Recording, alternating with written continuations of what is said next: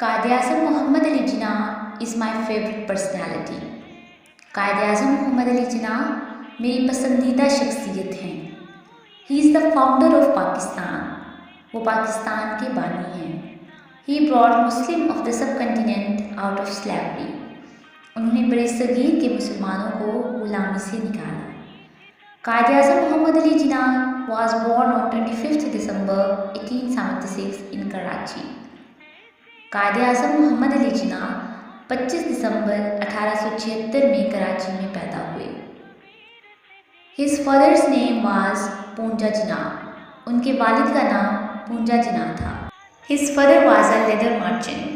ان کے والد چمڑے کے تاجر تھے۔ Quaid Azam got his primary education from a school in Bombay۔ Quaid Azam نے اپنی پرائمری تعلیم بمبئی کے ایک اسکول سے حاصل کی۔